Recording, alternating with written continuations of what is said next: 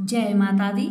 नमस्कार दोस्तों, स्वागत है आप सभी का हमारे YouTube चैनल लक्ष्मी शर्मा की कहानियां पर। श्री कृष्ण गोविंद हरे मुरारी, हे नाथ नारायण वासुदेव। प्यारे भक्तगणों, आज आप सभी श्रवण करेंगे अगहन शुक्ल प्रतिपदा से लेकर पूर्णिमा तक सुनी जाने वाली संपूर्ण कथा एक साथ। आपसे हमारी निवेदन है कि कथा को पूरा सुने और अगर अच्छी लगे तो आगे दूसरों को भी शेयर करें। तो आइए श्रवण करें कथा। कथा इस प्रकार है कि वनवास के दौरान माता सीता जी को प्यास लगी। तभी श्री राम जी ने चारों ओर देखा तो उनको दूर दूर तक जंगल ही जंगल दिख रहा था। कुदरत से प्रार्थना की, हे वन देवता, आसपास जहाँ कहीं जल पानी हो वहां जाने का मार्ग कृपा करके मुझे सुझाए।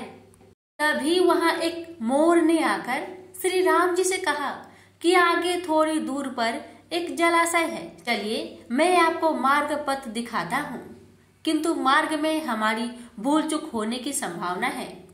तब श्री राम ने पूछा, वह क्यों?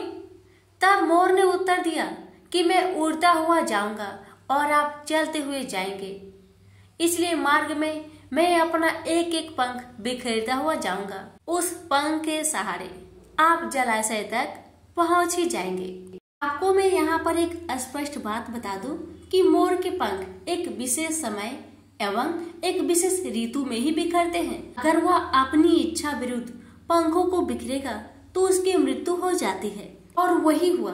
अंत में जब मयूर यानी कि मोर अपनी अंतिम सांसें ले रहा होता है, तब उसने मन ही मन में कहा कि वह कितना भाग्यशाली है कि जो जगत के प्यास बुझाते हैं, ऐसे प्रभु की प्यास बुझाने का उसे सौभाग्य प्राप्त हुआ। मेरा जीवन धन्य हो गया। अब तो मेरी कोई विशेष इच्छा न रही। तभी भगवान श्री राम ने मोर से कहा कि मेरे लिए तुमने जो अपनी मोर के पंख बिखेर कर अपने जीवन का त्याग कर मुझ पर जो ऋणानुबंध चढ़ाया है, मैं उस ऋण को अगले जन्म में जरूर चुकाऊंगा। तुम्हारे पंख अपने सिर पर धारण करके तत्पश्चात अगले जन्म में मैं श्री कृष्ण अवतार में उन्होंने अपने मुकुट पर मोर का पंख को धारण कर वचन अनुसार उस मोर का ऋण उतारा था। प्रेम से बोलिए श्री कृष्ण भगवान की जय, राधा रानी की जय। एक समय की बात है कि श्री वृंदावन की ब्रज भूमि में रहने वाला चंदन अपने माँ बाप का एक लौता बेटा था। दिन भर वो वज्र की रज में लोटपोट होता रहता, अपने सखाओं के साथ अटखेलिया करता, सखाओं के साथ गैया चराने जाता। शाम होने पर यमुना जी में स्नान करके वापस घर आकर माँ बाप के चरण छूकर प्रसादी पाता। यही उसकी दिनचर्या थी। चंदन में धीरे धीरे ठाकुर जी के प्रति सखी भाव जागृत होने लगा। अब वह ठाकुर जी की सखियों की तरह चलता, कभी कभी सर पर चुनरी ओढ़ता और कभी आंखों में काजल लगा लेता। एक दिन उसके मामा, जो कि बनारस शहर में रहने वाले थे, वृंदावन आए। जब उन्होंने चंदन को सखी भाव में देखा तो हैरान होकर चंदन की माँ से बोले कि चंदन तो आपका एक लौता बेटा है, इसको थोड़ा पढ़ा लिखा लो ताकि वह कुछ काबिल बन सके। चंदन के माता पिता उसकी मामा की बात सुनकर सोचने लगे कि हाँ, कहे तो यह ठीक रहा है, और उन्होंने चंदन को उसके मामा के साथ शहर में पढ़ने के लिए भेज दिया। शहर में पहले तो चंदन का मन नहीं लगा, लेकिन धीरे धीरे उसका मन वहाँ लग गया और बड़े अच्छे से पढ़ाई करने लगा। चंदन अब बड़ा होने लगा। चंदन चाहे शहर में रहकर वहाँ रस बस गया था, लेकिन उसके अंदर वज्र रस का रस कूट कूट कर उसके प्रत्येक रोम रोम में बसा हुआ था, जो कि उसको कभी भी वज्र से दूरी महसूस नहीं कराता था। इसलिए वह अपने आप को वह अकेला नहीं समझता था, क्योंकि वह अपने अंदर ही पूरे आनंद में रहता था। चंदन की कक्षा में एक छात्र उसकी सखा बन गई, जिसका नाम ललिता था। ललिता के माता पिता का बचपन में ही स्वर्गवास हो चुका था। वह अपने नाना नानी के साथ रहती थी। वह बहुत ही सीधी साधी लड़की थी। चंदन और ललिता की खूब बनती थी। स्कूल खत्म होने पर दोनों इकट्ठे ही आगे की पढ़ाई की कॉलेज में प्रवेश हुए। वहां पर इकट्ठे पढ़े। चंदन की पढ़ाई अब खत्म हो चुकी थी। वह अपने घर वृंदावन धाम जाने को तैयार हुआ। उसने ललिता को कहा, क्या तुम मेरे साथ वृंदावन धाम चलोगी? तो ललिता ने अपने नाना नानी की आज्ञा लेकर चंदन के साथ जाना स्वीकार कर लिया। जब चंदन अपने मामा जी से विदा लेकर वृंदावन धाम पहुंचा तो वृंदावन में कदम रखते ही चंदन के हाव भाव बदल सके। वह तो एकदम से सखी भाव में आ गया। उसकी चाल नर से नारी जैसी हो गई। वह अपनी कमर में हाथ रखकर चलने लगा। अचानक से उसकी चाल में आए परिवर्तन को देखकर ललिता हैरान होकर उसकी ओर देखती रही, लेकिन वह कुछ नहीं बोली। अब चंदन अपने घर पहुंच चुका था। घर जाकर उसने अपने माता पिता के चरण छुए और ललिता के बारे में उनको बताया। ललिता की सुंदरता और सादगी को देखकर चंदन के माता पिता भी बहुत प्रसन्न हुए। काफी दिन हो चुके थे ललिता को वृंदावन आए हुए। तो जब उसने चंदन से जाने की आज्ञा मांगी तो चंदन ने अचानक से उसको कहा कि क्या तुम मेरी जीवन संगिनी बनोगी? अचानक ये सुनकर ललिता घबरा और लज्जा सी गई और उसने मुस्कुराकर हाँ में भर दी। अब उन दोनों की शादी बड़े धूमधाम से संपन्न हो गई। लेकिन ललिता को कभी कभी चंदन का व्यवहार अजीब सा लगता था। चंदन कभी कभी अपनी आंखों में काजल लगाकर, सर पर चूड़ी ओढ़कर, कमर पर हाथ रखकर न जाने कौन सा नृत्य करता रहता और किसको रिझाता रहता। ललिता को यह सब समझ नहीं आता। एक दिन उसने पूछा कि आप कभी कभी ऐसा रूप क्यों धारण कर लेते हो? तो चंदन मुस्कुराकर उसकी तरफ देखने लगा और तभी उसने मन में कुछ निश्चय किया और कहा कि प्रिय, तुम सुबह तैयार हो जाना, मुझे तुम्हें कहीं लेकर जाना है। ललिता को कुछ समझ नहीं आया, लेकिन पति की आज्ञा को मानकर वह सुबह जल्दी उठकर तैयार हो गई। चंदन उसको बरसाना धाम ले गया और किशोरी जी के निज महल में जाकर उसने अपने पाँव में घुंघरू बांधकर, आंखों में काजल लगाकर, कमर पर चुनरी बांधकर नृत्य करना शुरू कर दिया। ललिता उसको देखकर हैरान हो रही थी कि अचानक से चंदन को क्या हो गया है।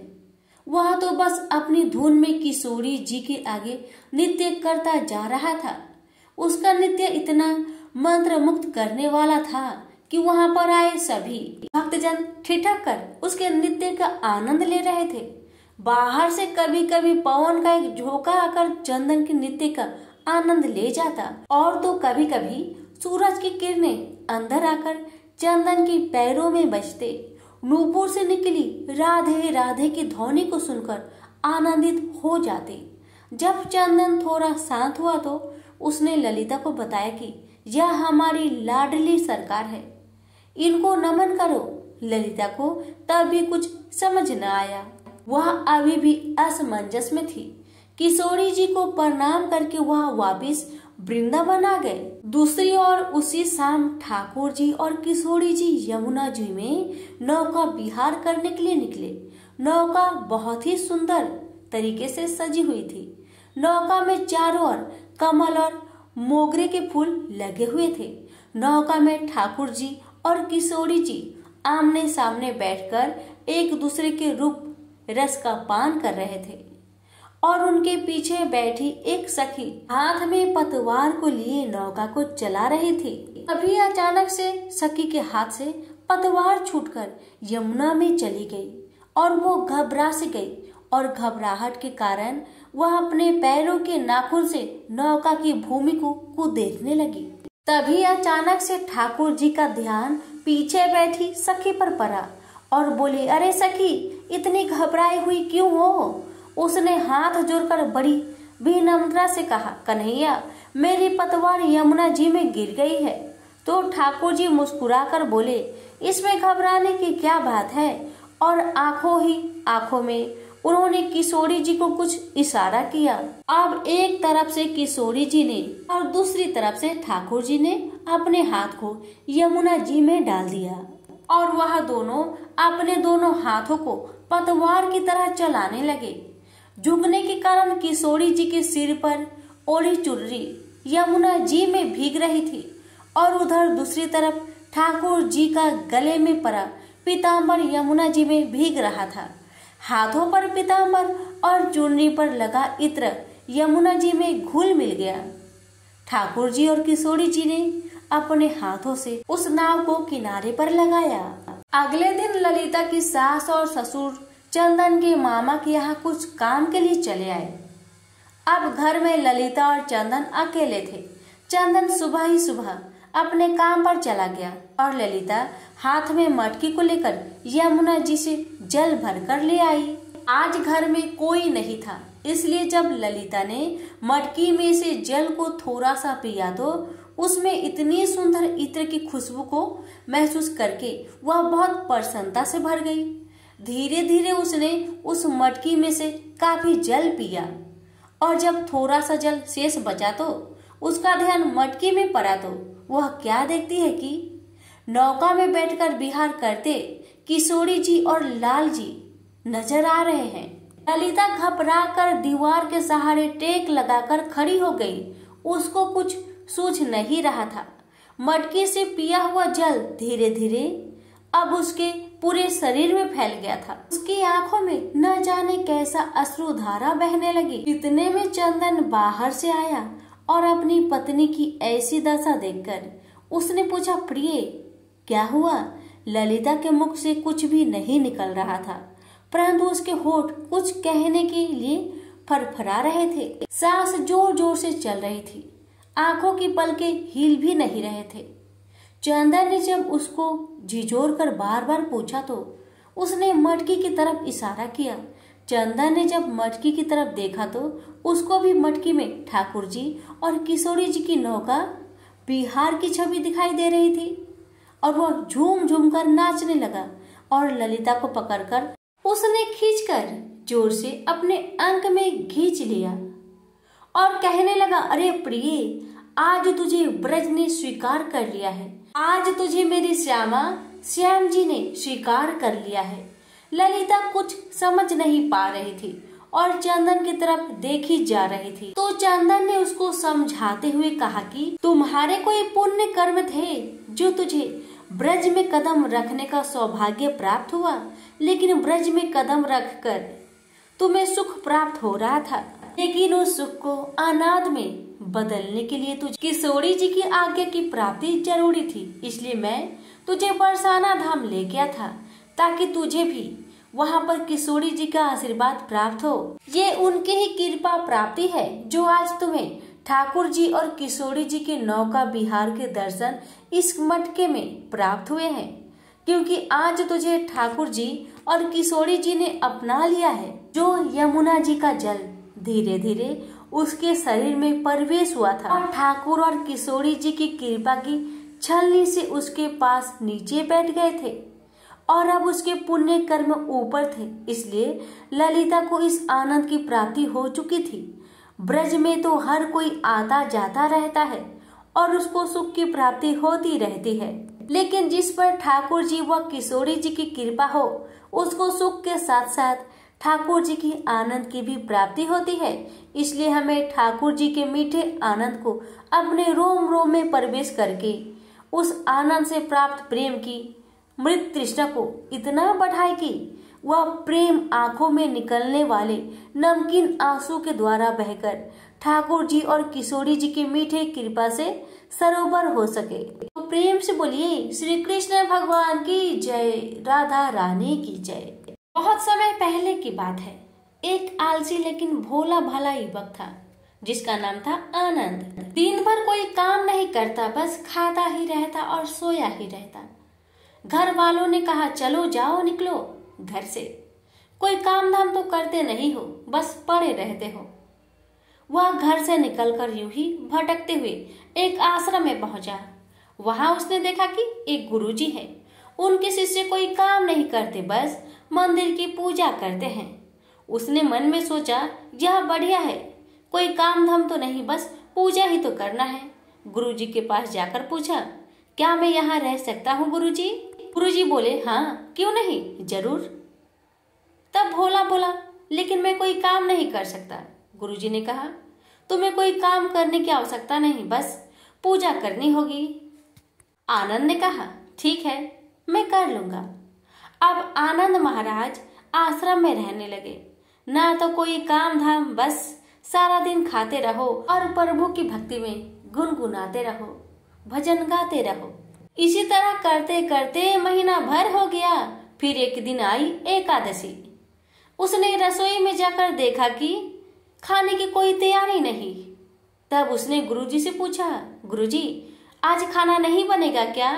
गुरुजी ने कहा, नहीं, आज तो एकादशी है, तुम्हारा भी उपवास है। आनंद ने कहा, नहीं गुरुजी नहीं, अगर मैंने उपवास कर लिया तो कल का दिन मैं देख नहीं पाऊंगा। मैं तो उपवास नहीं कर सकता, मुझे तो भूख लगती है। आपने पहले मुझे क्यों नहीं बताया?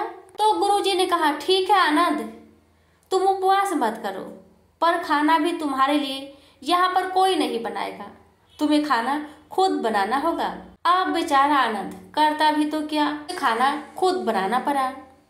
गया रसोई में। गुरुजी आए और कहने लगे, देखो, अगर तुम खाना बना लो तो राम जी को भोग जरूर लगा लेना और नदी के उस पार जाकर खाना बना लेना। तो आनंद ने कहा, ठीक है गुरुजी। लकड़ी, आटा, तेल, घी, सब्जी लेकर आनंद महाराज चले गए।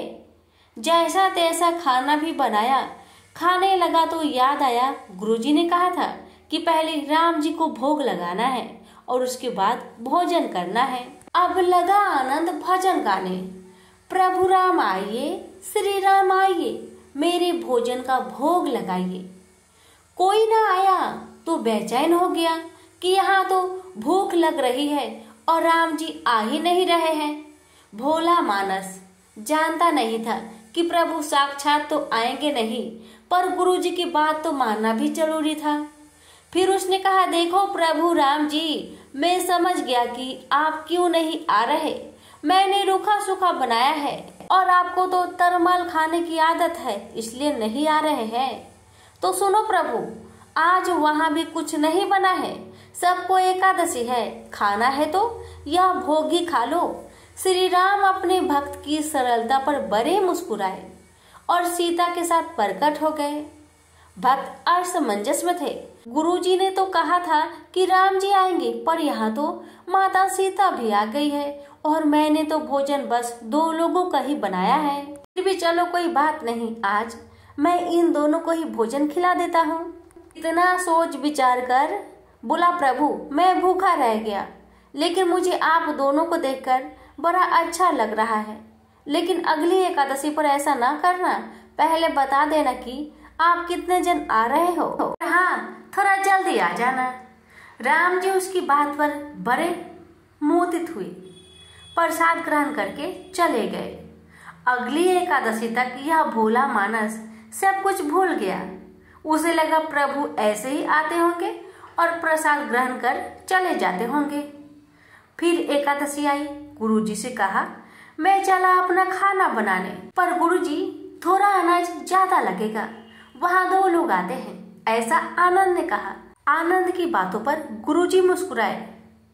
भूख के मारे बावला है, ठीक है, ले जा और अनाज ले जा। अब की बार उसने 3 लोगों का खाना बनाया। फिर गुहार लगाई, प्रभु राम आइए, सीताराम आइए, मेरे भोजन का भोग लगाइए। प्रभु की महिमा भी निराली है। भक्त के साथ कौतुक करने में उन्हें भी बड़ा मजा आता है। इस बार वे अपने बड़े भाई लक्ष्मण जी को लेकर आ गए। भक्त को चक्कर आ गया। क्या हुआ, 1 का भोजन बनाया तो 2 आए और 2 का भोजन बनाया तो 3 आ गए। लगता है आज भी भूखा ही रहना पड़ेगा। सबको भोजन लगाया और बैठे बैठे देखता रहा। अनजाने में भी उसकी ये भी एकादशी हो गई। फिर अगली एकादशी आने से पहले गुरुजी से कहा, गुरुजी, ये आपके प्रभु राम जी अकेले क्यों नहीं आते? हर बार कितने सारे लोग ले आते हैं, इस बार अनाज ज्यादा देना। गुरुजी को लगा कहीं ये अनाज बेचता तो नहीं है, देखना पड़ेगा जाकर। भंडार में कहा, इसे जितना अनाज चाहिए दे दो, और छुपकर उसे देखने चल पड़े। इस बार आनंद ने सोचा, खाना पहले नहीं बनाऊंगा, पता नहीं कितने लोग आ जाए। पहले बुला लेता हूँ, फिर बनाता हूँ। फिर टेर लगाई, प्रभु राम आइए, श्री राम आइए, भोजन का भोग लगाइए।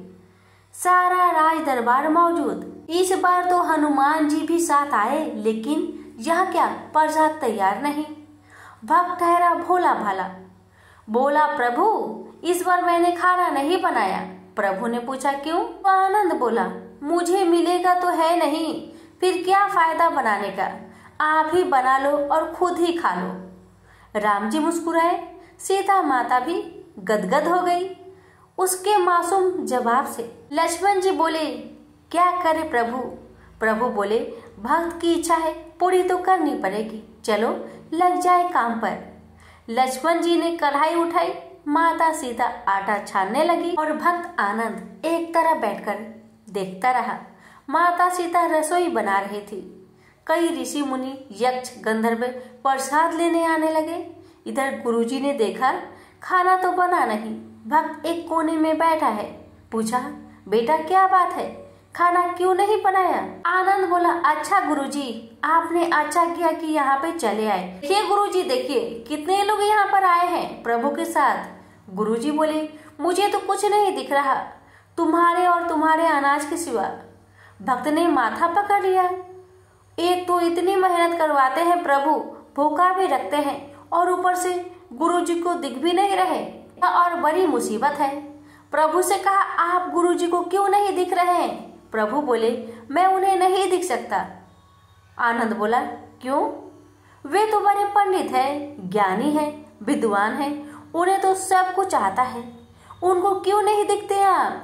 प्रभु बोले माना कि उनको सब कुछ आता है, पर वे सरल नहीं है तुम्हारे तरह, इसलिए उनको नहीं दिख सकता। आनंद ने गुरुजी से कहा गुरुजी प्रभु कह रहे हैं आप सरल नहीं हैं, इसलिए वे आपको नहीं दिख सकते।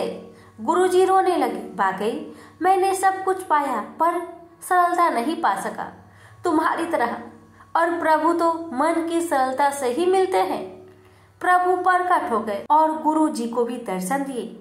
इस तरह एक भक्त के कहने पर प्रभु ने रसोई भी बनाई। तो प्रेम से बोलिए श्री रामचंद्र की जय। एक महान संत राजा थे, प्रजा का पालन भी वह धर्म परायण होकर करते थे। लेकिन एक दिन हुआ ऐसा कि जब वह स्नान कर रहे थे, तभी एक हिरनी सिंह के भय से भागते हुए नदी में कूद गई, लेकिन वह नदी को पार नहीं कर पाई। हिरनी गर्भवती थी और जल में ही उसे प्रसव हो गया। उसने एक हिरनी को जन्म दिया और वह मृत्यु को प्राप्त हो गई। राजा को हिरनी के बच्चे को देखकर उस पर दया आ गई और वह उसे लेकर अपने राजभवन में आ गए। राजा ने उस हिरनी को अपने बच्चे की तरह पालना शुरू किया। हिरनी भी राजा से बहुत स्नेह करने लगी थी और राजा के आगे पीछे खेलती रहती, जिसे देखकर राजा आनंदित होते रहते।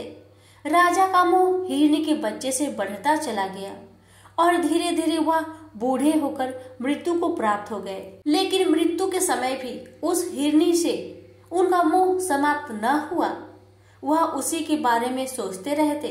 परिणाम ये हुआ कि उन्हें मनुष्य योनि से एक पशु योनि में जाना पड़ा और वह स्वयं उस हिरनी के गर्भ में आ गए और हिरण के रूप में उनका अगला जन्म हुआ। इस तरह इस कथा में बताया गया है कि मनुष्य मृत्यु के समय जिस भाव से भावित रहता है, उसी भाव से उसे अगला जन्म प्राप्त होता है। गीता में भी ये कहा गया है कि मृत्यु काल में भगवान में जिनका मन लगा रहता है वही मोक्ष को पाता है।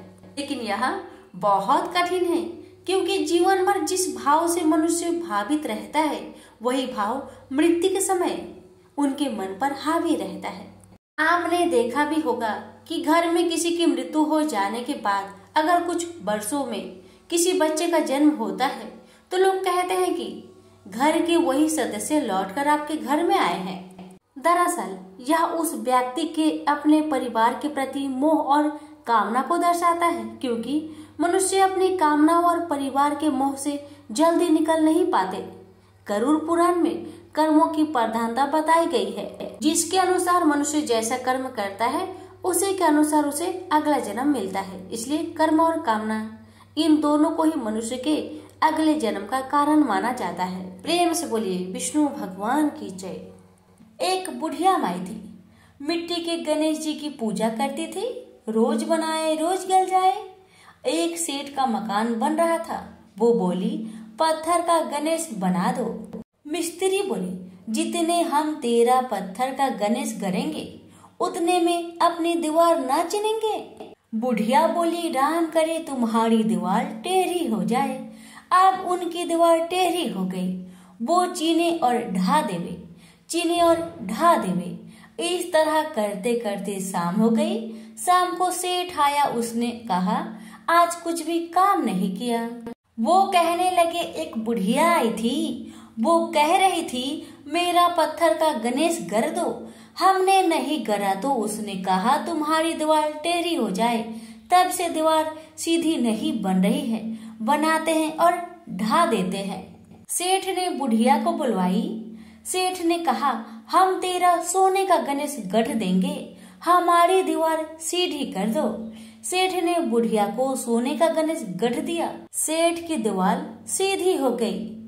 जैसे सेठ की दीवार सीधी की वैसे सबकी करना। कहानी कहने वाले, सुनने वाले, हुक्कार भरने वाले सभी पर अपनी कृपा सदा बनाए रखना। प्रेम से बोलिए गजानंद भगवान की जय। पूर्व काल में तुंगभद्रा नदी के तट पर एक अनुपम नगर बसा हुआ था। वहाँ सभी वर्णों के लोग अपने अपने धर्मों का आचरण करते हुए सत्य और सत्कर्मों में तत्पर रहते थे। उस नगर में समस्त वेदों का विशेषज्ञ और स्वत स्मारक कर्मों से निपुण एक आत्मदेव नामक ब्राह्मण रहता था। वह साक्षात दूसरे सूर्य के समान तेजस्वी था। वह धनी होने पर भी भिक्षाजीवी था। उसकी प्यारी पत्नी धुंधली, कुलीन एवं सुंदर होने पर भी सदा अपनी बात पर अड़ जाने वाली थी। उसे लोगों की बात करने में सुख मिलता था। स्वभाव था क्रूर, कुछ न कुछ बकवास करती रहती थी। गृह कार्य में निपुण थी, कृपण थी और थी झगड़ालू भी। इस प्रकार ब्राह्मण दंपति प्रेम से अपने घर में रहते और विहार करते थे। उनके पास अर्थ और भोग विलास की सामग्री बहुत थी, द्वार भी सुंदर थे, परंतु उससे उन्हें सुख नहीं था।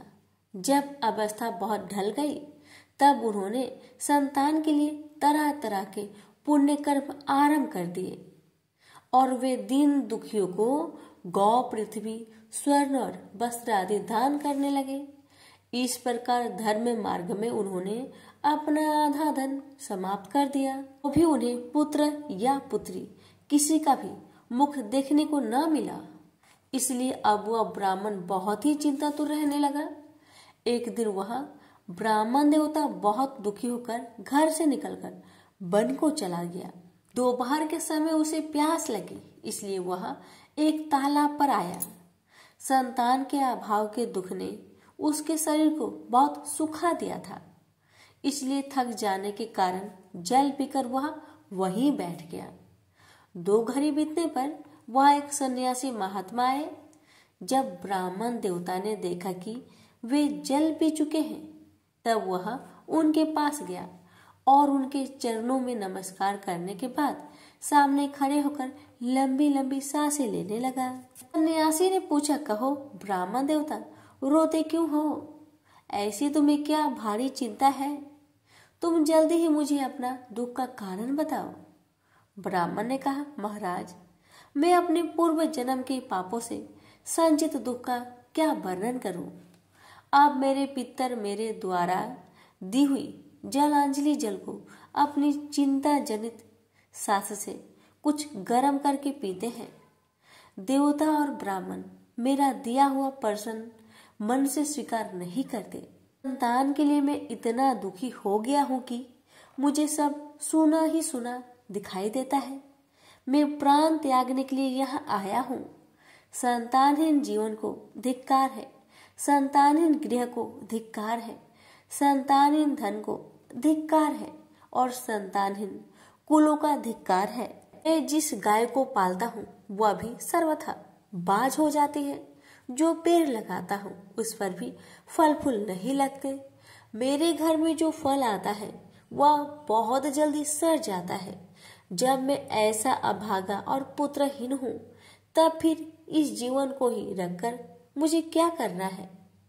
यूं कहकर वह ब्राह्मण दुख से व्याकुल हो उस सन्यासी महात्मा के पास फूट फूट कर रोने लगा। तब उन यति वर के हृदय में बड़ी करुणा उत्पन्न हुई। वे योगनिष्ठ थे। उन्होंने उसके लटकती रेखाएं देखकर सारा वृंदावन जान लिया और फिर उसे विस्तार पूर्वक कहने लगे। सन्यासी ने कहा, ब्राह्मण देवता, इस प्रजापात्री का मोह त्याग दो। कर्म की गति प्रबल है। विवेक का आश्रय लेकर संसार की वासना छोड़ दो। प्रियवर सुनो, मैंने इस समय तुम्हारा प्रबंध देखकर निश्चय किया है कि 7 जन्म तक तुम्हारे कोई संतान किसी प्रकार नहीं हो सकती। पूर्व काल में राजा सागर एवं अंगों को संतान के कारण दुख भोगना पड़ा था। ब्राह्मण, अब तुम कुटुंब की आशा छोड़ दो। संन्यास में ही सब प्रकार का सुख है। ब्राह्मण ने कहा, महात्मा जी, विवेक से मेरा क्या होगा?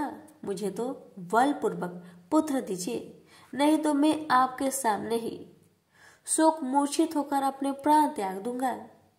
जिसमें पुत्र स्त्री आदि का सुख नहीं है ऐसा संन्यास तो सर्वथा नीरस ही है। लोक में सरस तो पुत्र पौत्र आदि से भरा पूरा गृहस्थ आश्रम ही है। ब्राह्मण का ऐसा आग्रह देखकर उन तपोधन ने कहा, विधाता के लेखा को मिटाने का हठ करने से राजा चित्रकेतु को बड़ा कष्ट उठाना पड़ा था। इसलिए देव उसके उद्योग को कुचल देता है। उस पुरुष के समान तुम्हें भी पुत्र से सुख नहीं मिलेगा। तुमने तो बड़ा हठ पकड़ रखा है और आर्थिक के रूप में तुम मेरे सामने उपस्थित हो। ऐसी दशा में मैं तुमसे क्या कहूँ? महात्मा जी ने देखा कि यह किसी प्रकार अपना आग्रह नहीं छोड़ता। तब उन्होंने उसे एक फल देकर कहा, इसे तुम अपनी पत्नी को खिला देना, इससे उसको एक पुत्र होगा। तुम्हारी स्त्री को 1 साल तक सत्य, शौच, दया, दान और एक समय एक ही अन्न खाने वाला नियम रखना चाहिए। यदि वह ऐसा करेगी तो बालक बहुत शुद्ध स्वभाव वाला होगा। यो कहकर वे योगीराज चले गए और ब्राह्मण अपने घर को लौट आया। वहां आकर उसने वह फल अपनी स्त्री के हाथ में दे दिया और स्वयं कहीं चला गया। की स्त्री तो कुटिल स्वभाव की थी। वह रो रोकर अपनी एक सखी से कहने लगी, सखी, मुझे तो बड़ी चिंता हो गई। मैं तो यह फल नहीं खाऊंगी। फल खाने से गर्भ रहेगा और गर्भ रहने से पेट बढ़ जाएगा, फिर कुछ खाया पिया नहीं जाएगा। इससे मेरी शक्ति छीन हो जाएगी। तब बता, घर का धंधा कैसा होगा? और देववश यदि कहीं गांव में डाकुओं का आक्रमण हो गया तो गर्भिणी स्त्री कैसे भागेगी? यदि सुखदेव जी की तरह यह गर्भ भी पेट में ही रह गया तो इसे बाहर कैसे निकाला जाएगा? और कहीं प्रसव काल के समय वह टेढ़ा हो गया तो फिर प्राणों से ही हाथ धोना पड़ेगा। यूं भी प्रसव के समय बड़ी भयंकर पीड़ा होती है। मैं सुकुमारी भला ये सब कैसे सह सकूंगी? जब मैं दुर्बल पर जाऊंगी तब ननद रानी आकर घर का सब माल मता समेट कर ले जाएगी और मुझसे तो सत्य, शौच आदि नियमों का पालन होना भी कठिन ही जान पड़ता है। जो स्त्री बच्चा जनती है उसे उस बच्चे के लालन पालन में भी बड़ा कष्ट होता है। मेरे विचार से वो बांधिया या विधवा स्त्री ही सुखी है। मन में ऐसे ही तरह तरह के कुतर्क उठने से उसने वह फल नहीं खाया। और जब उसके पति ने पूछा, फल खा लिया? तब उसने कह दिया, हाँ खा लिया। एक दिन उसकी बहन अपने आप ही उसके घर आई। तब उसने अपनी बहन को सारा वृत्तांत सुनाकर कहा कि मेरे मन में इसकी बड़ी चिंता है। मैं इस दुख के कारण दिनों दिन दुबली हो रही हूँ। बहन, मैं क्या करूँ? बहन ने कहा, मेरे पेट में बच्चा है। प्रसव होने पर वह बालक मैं तुझे दे दूंगी। तब तक तुम गर्भवती महिला के समान घर में गुप्त रूप से सुखी पूर्वक रहो। चिंता को त्याग दो। तुम मेरे पति को कुछ धन दे देना तो वह अपना बालक तुम्हें दे देगा। ऐसे ही युक्ति करेंगे कि जिससे सब लोग को यही लगेगा कि इसका बालक 6 महीने का होकर ही मर गया, और मैं नित्य प्रति तेरे घर आकर उस बालक का पालन पोषण करती रहूंगी। तू इस समय इसकी जांच करने के लिए यह फल गौ को खिला दे। ब्राह्मण ने स्त्री स्वभाव बस जो जो उसकी बहन ने कहा उसने वैसा ही किया। ये पश्चात समय अनुसार जब उसकी स्त्री के पुत्र हुआ तब उसके पिता ने क्या किया, चुपचाप लुका छिपाकर धुंधली को अपना पुत्र लाकर दे दिया, और उसने आत्मदेव को सूचना दे दिया कि मेरे सुखपूर्वक बालक हो गया है। इस प्रकार आत्मदेव को पुत्र हुआ सुनकर सब लोगों को बड़ा आनंद हुआ। ब्राह्मण ने उसका जात कर्म संस्कार करके ब्राह्मणों को दान दिया, और उसके द्वार पर गाना बजाना तथा अनेक प्रकार के मांगलिक कृत्य होने लगे। धुंधली ने अपने पति से कहा, मेरे स्तनों में तो दूध ही नहीं है, फिर गौ आदि किसी अन्य जीव के दूध से मैं इस बालक का किस प्रकार पालन करूंगी। मेरे बहन के अभी बालक हुआ था, वह मर गया, उसे बुलाकर अपने यहाँ रख लेते हैं तो वह आपके इस बच्चे का पालन पोषण कर लेगी। तब पुत्र की रक्षा के लिए आत्मदेव ने वैसा ही किया तथा माता धुंधली ने उस बालक का नाम धुंधकारी रखा। इसके बाद 3 महीने बीतने पर गौ ने जिसने फल खाया था उसने भी एक मनुष्य का बच्चा को जन्म दिया। वह स्वर्ग सुंदर दिव्य निर्मल तथा स्वर्ण किसी कांति वाला था। ये देखकर ब्राह्मण देवता को बड़ा आनंद हुआ, और उसने स्वयं ही उसके सब संस्कार के समाचार से वहां के सब लोगों को बहुत आश्चर्य हुआ, और वे सब बालक को देखने के लिए आए तथा आपस में कहने लगे, देखो भाई, अब आत्मदेव का कैसा भाग्य उदय हुआ है। कैसे आश्चर्य की बात है कि गौ के भी ऐसा दिव्य रूप बालक उत्पन्न हुआ है। योग से इस गुप्त रहस्य का किसी को भी पता न लगा। आत्मदेव ने उस बालक के गौ जैसे कान देखकर उसका नाम गौकर्ण रखा।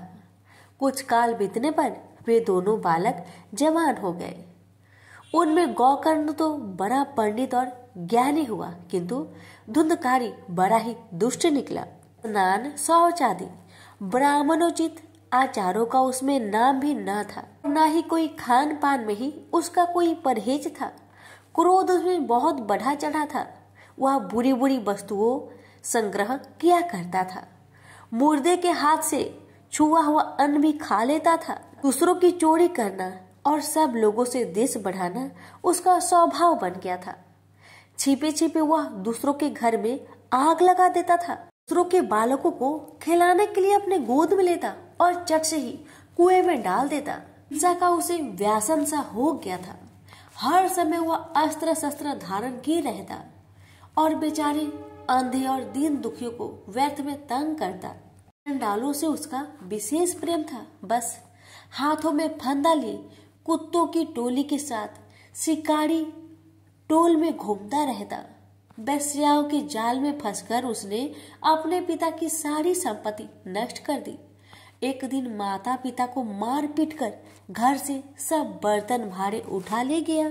इस प्रकार जब सारी संपत्ति स्वाहा हो गई तब उसका कृपण पिता फूट फूट कर रोने लगा और बोला, इससे तो इसकी माँ का बाज रहना ही अच्छा था।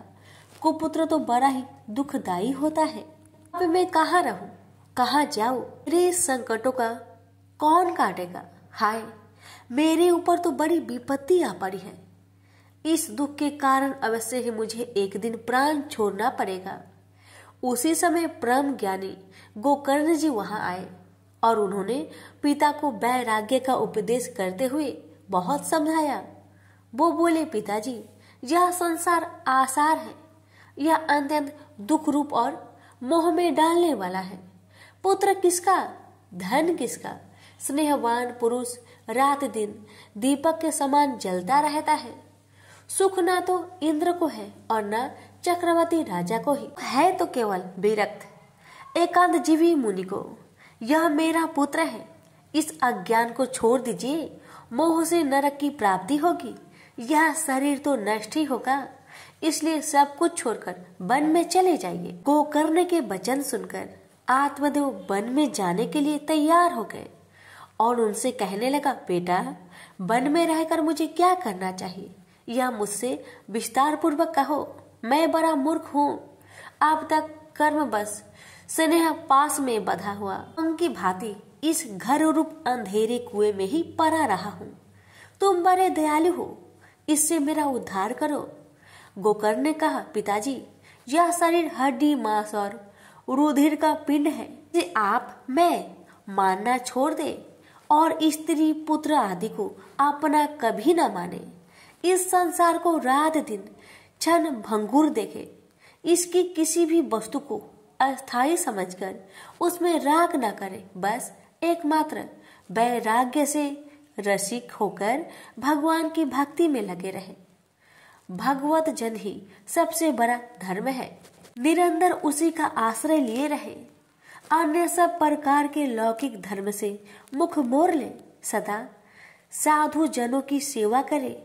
भोगों की लालसा को पास न भटकने दे तथा जल्दी से जल्दी दूसरे के गुण दोषों का विकार करना छोड़कर एकमात्र भगवत सेवा और भगवान की कथाओं के रसपान ही करे।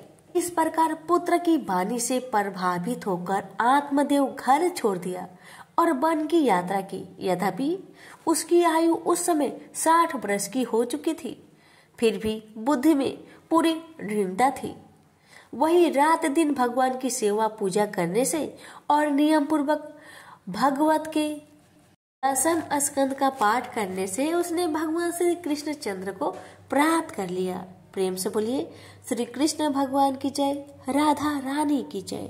एक समय नैमिषारण्य तीर्थ में शौनकादि 88,000 ऋषियों ने श्री सूत जी से पूछा, हे प्रभु, इस कलयुग में वेद विद्या रहित मनुष्य को प्रभु भक्ति किस प्रकार मिलेगी तथा उनका उद्धार कैसे होगा? हे मुनि श्रेष्ठ, कोई ऐसा तप कहिए जिसमें थोड़े समय में पुण्य प्राप्त हो तथा वांछित फल भी मिले। यह कथा सुनने की हमारी इच्छा है। सर्व शास्त्र ज्ञाता श्री सूत जी बोले, हे वैष्णवों में पूज्य, आप सबने प्राणियों के हित की बात पूछी है। अब मैं उस श्रेष्ठ व्रत को आप लोगों से कहूंगा जिस व्रत को नारद जी ने लक्ष्मी नारायण से पूछा था और श्री लक्ष्मीपति ने मुनि श्रेष्ठ नारद जी से कहा था। सो ध्यान से सुनो। एक समय योगी राज नारद जी दूसरे के हित की इच्छा से अनेक लोकों में घूमते हुए मृत्यु लोक में आ पहुंचे। वहाँ पर अनेक योनियों में जन्म हुए प्राय सभी मनुष्य को अपने अपने कर्मों द्वारा अनेक दुखों से पीड़ित देखकर उन्होंने सोचा कि ऐसा क्या किया जाए कि मानवों के दुखों का नाश हो सके। ऐसा मन में विचार कर नारद जी विष्णु लोक को गए। वहाँ श्वेत वर्ण और 4 भुजाओं वाले देवों के इस नारायण को, जिनके हाथ में शंख, चक्र, गदा और पद्म थे तथा वरमाला पहने हुए थे, यह देखकर नारद जी स्तुति करने लगे। हे भगवान, आप अत्यंत शक्ति से संपन्न हैं। मन तथा वाणी भी आपको नहीं पा सकते। आपका आदि मध्य अंत नहीं है। निर्गुण स्वरूप सृष्टि के कारण भक्तों के दुखों को नष्ट करने वाले हैं। आपको मेरा नमस्कार है। नारद जी से इस प्रकार की स्तुति सुनकर विष्णु भगवान बोले, हे मुनि श्रेष्ठ, आपके मन में क्या है? आपका किस काम के लिए यहाँ आगमन हुआ है? वो सब निसंकोच कहिए। तब नारद मुनि बोले, मृत्यु लोक में सब मनुष्य जो अनेक योनि में पैदा हुए हैं, अपने अपने कर्मों द्वारा अनेक प्रकार के दुखों से दुखी हो रहे हैं। हे नाथ, मुझ पर दया रखते हैं तो बताइए कि उन मनुष्य के सब दुख थोड़े से प्रयत्न से कैसे दूर हो सकते हैं? श्री भगवान जी बोले, हे नारद, मनुष्यों की भलाई के लिए तुमने बहुत ही अच्छी बात पूछी है, जिसके करने से मनुष्य मोह से छूट जाता है। वह मैं कहता हूँ, सुनो। पुण्य देने वाला स्वर्ग तथा मृत्यु लोक दोनों में दुर्लभ एक उत्तम व्रत है। आज मैं प्रेमवश होकर तुमसे कहता हूँ, श्री सत्यनारायण भगवान का व्रत अच्छी तरह विधान पूर्वक करके मनुष्य तुरंत ही यहाँ सुख भोग कर मरने पर मोक्ष को प्राप्त होता है। कि भगवान के वचन सुनकर नारद मुनि बोले कि उस व्रत का फल क्या है, क्या विधान है, किसने यह व्रत किया था और किस दिन यह व्रत करना चाहिए, विस्तार से कहिए। भगवान बोले, दुख शोक आदि को दूर करने वाला, धन धान्य को बढ़ाने वाला, सौभाग्य तथा संतान को देने वाला यह व्रत सब स्थानों पर विजयी करने वाला है। भक्ति और श्रद्धा के साथ किसी भी दिन मनुष्य श्री सत्यनारायण जी की शाम के समय ब्राह्मणों और बंधुओं के साथ धर्म परायण होकर पूजा करे। भक्ति भाव से निवत केले का फल, घी, दूध और गेहूं का चूर्ण सवाया ले। गेहूं के अभाव में साठी का चूर्ण, शक्कर तथा गुड़ ले और सब भक्षण योग्य पदार्थ जमा करके भगवान को अर्पित करे तथा बंधु बांधवों सहित ब्राह्मणों को भोजन कराए। उसके पश्चात स्वयं भोजन करे। नित्य गीत आदि का आचरण कर श्री सत्यनारायण भगवान का स्मरण करता हुआ समय व्यतीत करे। इस तरह व्रत करने पर मनुष्य की इच्छा निश्चय पूरी होती है। विशेषकर कली काल में मृत्यु लोक पर यही मोक्ष का सरल उपाय है। तो बोलिए सत्यनारायण भगवान की जय। श्री सत्यनारायण व्रत कथा का प्रथम अध्याय संपूर्ण हुआ। श्रीमन नारायण नारायण नारायण, भजमन नारायण नारायण नारायण। श्री सत्यनारायण भगवान की जय। आप सुनिए दूसरा अध्याय। सूत जी बोले, हे ऋषियों, जिसने पहले समय में इस व्रत को किया है उसका इतिहास कहता हूँ, ध्यान से सुनो। सुंदर काशीपुरी नगरी में एक अत्यंत निर्धन ब्राह्मण रहता था। वह भूख प्यास से बेचैन हुआ नित्य पृथ्वी पर घूमता था। ब्राह्मणों से प्रेम करने वाले भगवान ने ब्राह्मण का रूप धारण कर उसके पास जाकर आदर के साथ पूछा, हे ब्रीप, नित्य दुखी हुआ पृथ्वी पर क्यों घूमता है? दीन ब्राह्मण बोला, मैं निर्धन ब्राह्मण हूँ, भिक्षा के लिए पृथ्वी पर फिरता हूँ। हे भगवान, यदि आप इसका उपाय जानते हैं तो कृपा करके कहिए। वृद्ध ब्राह्मण बोला कि सत्यनारायण भगवान मनोवांछित फल देने वाले हैं, इसलिए हे ब्राह्मण, तू उनका पूजन कर, जिसके करने से मनुष्य सब दुखों से मुक्त हो जाता है। ब्राह्मण को व्रत का सारा विधान बतलाकर बूढ़े ब्राह्मण का रूप धारण करने वाले श्री सत्यनारायण भगवान अंतर ध्यान हो गए। जिस व्रत को वृद्ध ब्राह्मण ने बतलाया है मैं उसको करूंगा, यही निश्चय करने पर उसे रात में नींद नहीं आई। वह सवेरे उठ सत्यनारायण भगवान के व्रत का निश्चय कर भिक्षा के लिए चला। उस दिन उसको भिक्षा में बहुत धन मिला। इससे बंधु बांधवों के साथ उसने श्री सत्यनारायण का व्रत किया। इसके करने से वह ब्रीप सब दुखों से छूटकर अनेक प्रकार की संपत्ति से युक्त हुआ। उस समय से वह ब्रीप हर मास व्रत करने लगा। इस तरह सत्यनारायण भगवान के व्रत को जो करेगा वह सब पापों से छूटकर मोक्ष को प्राप्त होगा। जो पृथ्वी पर श्री सत्यनारायण भगवान का व्रत करेगा वह मनुष्य सब दुखों से छूट जाएगा। इस तरह नारद जी से नारायण जी का कहा हुआ यह व्रत मैंने तुमसे कहा। हे ब्रीपो, मैं अब और क्या कहूँ? ऋषि बोले, हे मुनिवर, संसार में उस ब्रीप से सुनकर और किस किस ने इस व्रत को किया हम वह सुनना चाहते हैं। इसके लिए हमारे मन में श्रद्धा है।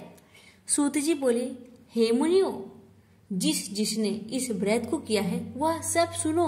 एक समय वह ब्रीप धन और ऐश्वर्य के अनुसार बंधु बांधवों के साथ व्रत करने को तैयार हुआ। उसी समय एक लकड़ी बेचने वाला बूढ़ा आदमी आ गया और बाहर लकड़ियां को रखकर ब्रीप के मकान में गया। प्यास से दुखी लकड़हारा उनको व्रत करते देखकर ब्रीप को नमस्कार कर कहने लगा कि आप यहाँ क्या कर रहे हैं और इसके करने से क्या फल मिलता है, कृपया मुझसे कहिए।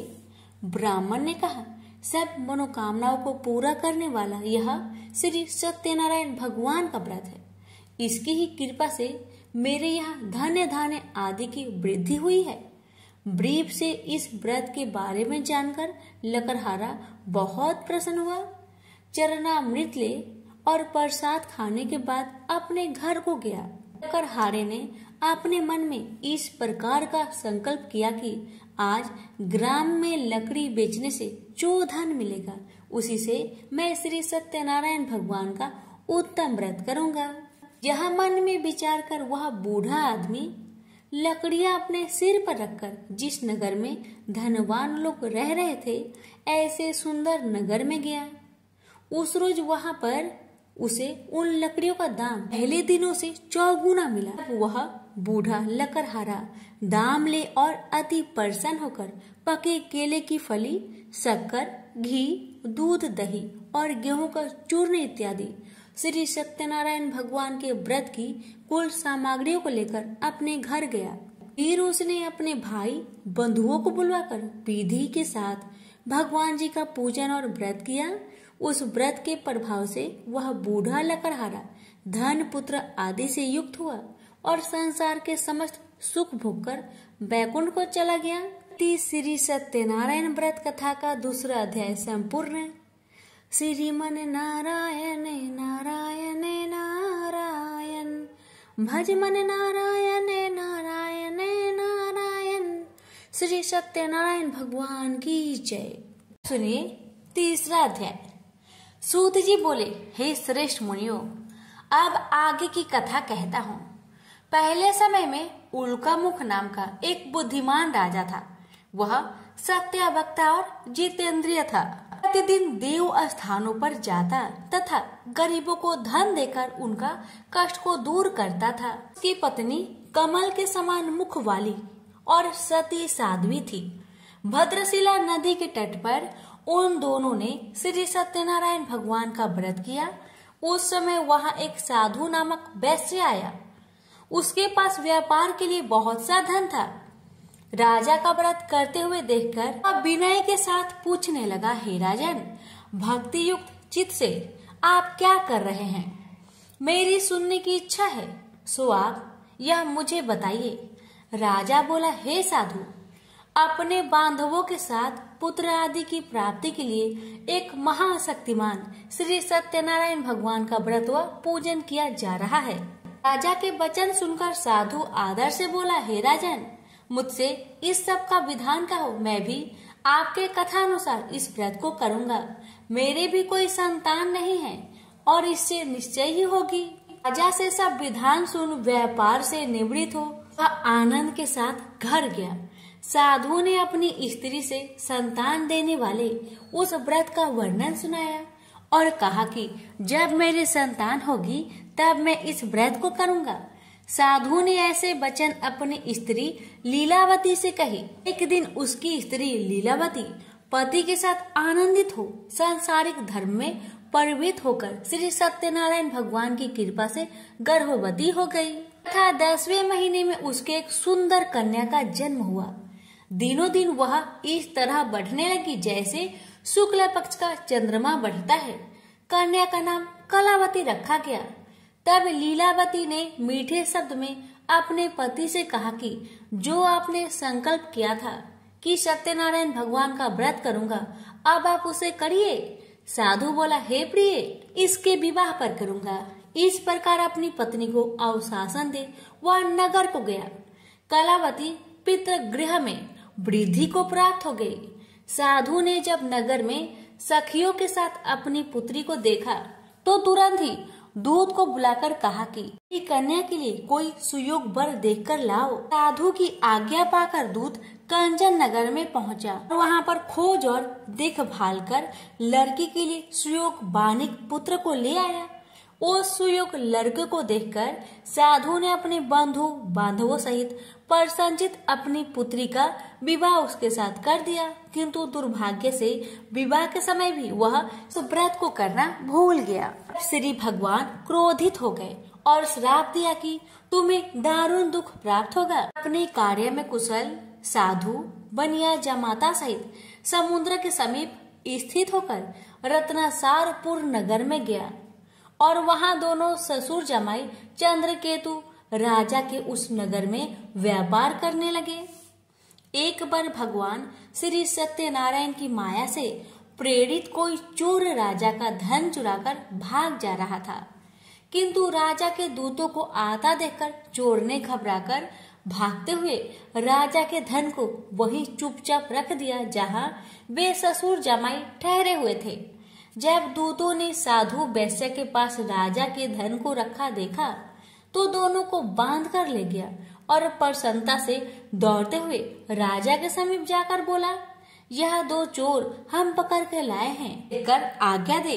तब राजा की आज्ञा से उनको कठिन कारावास में डाल दिया गया और उनका धन छीन लिया गया। श्री सत्यनारायण भगवान के श्राप द्वारा उसकी पत्नी भी घर पर बहुत दुखी हुई और घर में जो धन रखा था चोर चुरा कर ले गए। शारीरिक व मानसिक पीड़ा तथा भूख प्यास से अति दुखी हो अन्न की चिंता में कलावती एक ब्राह्मण के घर गई। वहां उसने श्री सत्यनारायण भगवान का व्रत होते देखा, कथा सुनी तथा प्रसाद ग्रहण कर रात को घर आई। माता ने कलावती से कहा, हे पुत्री, अब तक तुम कहाँ रही, तेरे मन में क्या है?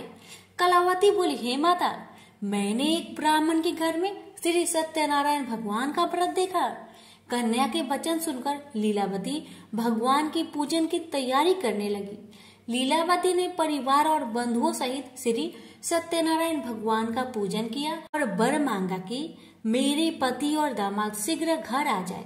साथ ही प्रार्थना की कि हम सबका अपराध क्षमा करें। श्री सत्यनारायण भगवान इस व्रत से संतुष्ट हो गए और राजा चंद्रकेतु को सपने में दर्शन देकर कहा, हे राजन, दोनों वैश्य को प्रातः ही छोड़ दो और उनका सब धन जो तुमने ग्रहण किया है दे दो, नहीं तो मैं तेरा धन, राज्य, पुत्र आदि नष्ट कर दूंगा। राजा से ऐसा वचन कहकर भगवान अंतर्ध्यान हो गए। प्रातःकाल राजा चंद्रकेतु ने सभा में अपना स्वप्न सुनाया। फिर दोनों वानिक पुत्र को कैद से मुक्त कर सभा में बुलाया। दोनों ने आते ही राजा को नमस्कार किया। राजा मीठे वचनों में बोला, हे महानुभावों, भाग्यवश ऐसा कठिन दुख तुम्हें प्राप्त हुआ, अब तुम्हें कोई भय नहीं। ऐसा कहकर राजा ने उनको नए नए वस्त्र भूषण पहनाए तथा उनका जितना धन लिया था उससे दुगुना धन देकर आदर से विदा किया। दोनों वैश्य अपने घर को चल दिए। श्री सत्यनारायण व्रत कथा तीसरा अध्याय संपूर्ण हुआ। श्रीमन नारायण नारायण नारायण, भज मन नारायण नारायण नारायण। श्री सत्यनारायण भगवान की जय। अब सुनिए चतुर्थ अध्याय। जी बोले, वैश्य ने मंगलवार करके यात्रा आरंभ की और अपने नगर को चल दिए। उनके थोड़ी दूर निकलने पर दंडी वेशधारी श्री सत्यनारायण ने उनसे पूछा, हे साधु, तेरी नाव में क्या है? अभिमानी वानिक हंसता हुआ बोला, हे दंडी, आप क्यों पूछते हो? क्या धन लेने की इच्छा है? मेरी नाव में तो बेल और पत्ते भरे हैं। वैश्य का कठोर वचन सुनकर श्री भगवान ने कहा, तुम्हारा वचन सत्य हो। दंडी ऐसा कहकर वहां से दूर चले गए। कुछ दूर जाकर समुद्र के किनारे बैठ गए। दंडी की जाने पर वैश्य ने नित्य क्रिया करने के बाद नाव को ऊंची उठी देखकर अचंभा किया तथा नाव में बेल पत्ते आदि देकर मूर्छित हो गया, जमीन में गिर पड़ा। मूर्छा खोलने पर अत्यंत शोक प्रकट करने लगा। तब उसका दामाद बोला, आप शोक ना करें, यह दंडी का श्राप है, अतः उनकी शरण में चलना चाहिए हमें, तभी हमारी मनोकामना पूरी होगी। दामाद के वचन सुनकर वह दंडी के पास पहुंचा और अत्यंत भक्ति भाव से नमस्कार करके बोला, मैंने जो आपसे असत्य वचन कहे थे उसको क्षमा करे। ऐसा कहकर महान शोकातुर रोने लगा। तब दंडी भगवान बोले, हे वानिक पुत्र, मेरी आज्ञा से बार बार तुम्हें दुख प्राप्त हुआ है, मेरी पूजा से विमुख हुआ। साधु बोला, हे भगवान, आपकी माया से ब्रह्मा आदि देवता भी आपके रूप को नहीं जानते, तब मैं अज्ञानी कैसे जान सकता हूँ। आप प्रसन्न होइए, मैं सामर्थ्य के अनुसार आपकी पूजा करूंगा। मेरी रक्षा कीजिए और पहले के समान नौका में धन भर दीजिए। उसके भक्ति युक्त वचन सुनकर भगवान प्रसन्न हो उसकी इच्छा अनुसार वर देकर अंतर ध्यान हो गए। तब उन्होंने नाव पर आकर देखा कि नाव धन से परिपूर्ण है। वह श्री सत्यनारायण भगवान का पूजन कर साथियों सहित अपने नगर को चला। जब अपने नगर के निकट पहुंचा तब दूत को घर भेजा। दूत ने साधु के घर जा उसकी स्त्री को नमस्कार कर कहा, साधु अपने दामाद सहित इस नगर के समीप आ गए हैं। ऐसा वचन सुन साधु की स्त्री ने बड़े हर्ष के साथ सत्यनारायण भगवान का पूजन कर पुत्री से कहा, मैं अपने पति के दर्शन को जाती हूँ, तू कार्य पूर्ण कर शीघ्र आ। माता के ऐसे वचन सुनकर कलावती प्रसाद छोड़कर जल्दी में पति के पास गई। साथ की अवज्ञा के कारण श्री सत्यनारायण भगवान रुष्ट हो के पति को नाव सहित पानी में डुबो दिया। कलावती अपने पति को न देखकर रोती हुई जमीन पर गिर गई। इस तरह नौका को डूबा हुआ तथा कन्या को रोता हुआ देख साधु दुखी होकर बोला कि प्रभु, मुझसे या मेरे परिवार से जो भूल हुई उसे क्षमा करो। उसके दीन वचन सुनकर श्री सत्यनारायण भगवान प्रसन्न हो गए और आकाशवाणी हुई, हे साधु, तेरी कन्या मेरे प्रसाद को छोड़कर आई है, इसलिए उसका पति अदृश्य हुआ है। यदि वह घर जाकर प्रसाद खाकर लौटे तो उसे पति अवश्य मिलेगा। ऐसी आकाशवाणी सुनकर कलावती ने घर पहुंचकर प्रसाद खाया और आकर पति के दर्शन किए। तत्पश्चात साधु ने बंधु बांधवों सहित श्री सत्यनारायण भगवान का विधि पूर्वक पूजन किया। इस लोक का सुख भोग कर अंत में स्वर्ग लोक को गया। श्री सत्यनारायण व्रत कथा चतुर्थ अध्याय संपूर्ण हुआ। श्रीमन नारायण नारायण नारायण, भज मन नारायण नारायण नारायण। श्री सत्यनारायण भगवान की जय। आप सुनिए पंचम अध्याय। जी बोले, हे ऋषियों, मैं और भी कथा कहता हूँ, सुनो। प्रजा पालन में लीन तुंगवच नाम का एक राजा था। उसने भी भगवान का प्रसाद त्याग कर बहुत दुख पाया। एक समय वन में जाकर वन्य पशुओं को मारकर बर के पेड़ के नीचे आया। वहां उसने ग्वालों को भक्ति भाव से बांधवों सहित श्री सत्यनारायण का पूजन करते देखा। राजा देखकर भी अभिमानवश वहां नहीं गया और ना ही नमस्कार किया। जब ग्वालों ने श्री भगवान का प्रसाद उसके सामने रखा तो वह प्रसाद त्याग कर अपनी नगरी को चला गया। वहां उसने अपना सब कुछ नष्ट पाया तो वह जान गया कि यह सब भगवान ने किया है। तब वह विश्वास कर ग्वालों के समीप गया और विधि पूर्वक पूजन कर प्रसाद खाया तो श्री सत्यनारायण भगवान की कृपा से सब कुछ पहले जैसा ही हो गया। दीर्घ काल तक सुख भोग कर मरने पर स्वर्ग को गया। जो मनुष्य परम दुर्लभ व्रत को करेगा, भगवान की कृपा से उसे धन्य धान्य की प्राप्ति होगी। निर्धन धनी और बंदी बंधन से मुक्त होकर निर्भय हो जाता है। संतानहीनों को संतान प्राप्त होती है तथा सब मनोरथ पूर्ण होता है। अंत में बैकुंठ धाम की प्राप्ति होती है। जिन्होंने पहले इस व्रत को किया, अब उनके दूसरे जन्म की कथा कहता हूँ। वृद्ध सनातन ब्राह्मण ने सुदामा का जन्म लेकर मोक्ष पाया। लकड़हारे ने अगले जन्म में निषाद बनकर मोक्ष प्राप्त किया। उल्कामुख नाम का राजा दशरथ होकर बैकुंठ को प्राप्त हुआ। साधु नाम के वैश्य ने मोर ध्वज बनकर अपने पुत्र को आड़े से चीरकर मोक्ष को प्राप्त किया। महाराज तुंगध्वज ने स्वयंभू होकर भगवान में भक्ति युक्त हो कर्म कर मोक्ष प्राप्त किया। इति श्री सत्यनारायण व्रत कथा पंचम अध्याय संपूर्ण हुआ। श्रीमन नारायण नारायण नारायण, भज मन नारायण नारायण नारायण। श्री सत्यनारायण भगवान की जय। अब सुनिए आरती श्री सत्यनारायण भगवान की। जय लक्ष्मी रमना स्वामी, जय लक्ष्मी रमना। सत्यनारायण स्वामी जनपातक हरना, ओम जय लक्ष्मी रमना, स्वामी जय लक्ष्मी रमना। रत्न जड़ित सिंहासन अद्भुत छवि राजे, नारद कारत निराजन घंटा ध्वनि बाजे। ओम जय लक्ष्मी रमना, स्वामी जय लक्ष्मी रमना। प्रकट भय कली कारण द्विज को दर्श दियो, बूढ़ा ब्राह्मण बनकर कंचन महल कियो। ओम जय लक्ष्मी रमना, स्वामी जय लक्ष्मी रमना।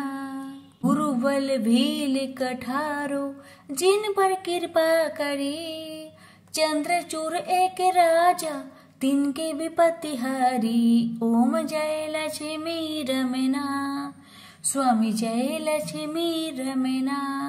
ऐसा मनोरथ पायो श्रद्धा तज दीन्ही, तो फल भोग्यो प्रभु जी फिर स्तुति किन्ही। ओम जय लक्ष्मी रमना, स्वामी जय लक्ष्मी रमना। भाव भक्ति के कारण छिन छिन रूप धरियो, श्रद्धा धारण किन्ही तिनको काज सरियो। ओम जय लक्ष्मी रमना, स्वामी जय लक्ष्मी रमना। बाल बाल संगे राजा वन में भक्ति करी, मनोवांछित फल दीन हो दीन दयाल हरि। ओम जय लक्ष्मी रमना, स्वामी जय लक्ष्मी रमना। बढ़त प्रसाद सवायो कदली फल मेवा, धूप दीप तुलसी से राजी सत्य देवा। ओम जय लक्ष्मी रमना, स्वामी जय लक्ष्मी रमना। श्री सत्यनारायण जी की आरती जो कोई नर गावे, स्वामी जो कोई नर गावे। रिद्धि सिद्धि सुख संपत्ति सहज रूप पावे। जय लक्ष्मी रमना, स्वामी जय लक्ष्मी रमना। सत्यनारायण स्वामी जन पातक हरना। ओम जय लक्ष्मी रमना, स्वामी जय लक्ष्मी रमना। प्रेम से बोलिए श्री सत्यनारायण भगवान की जय।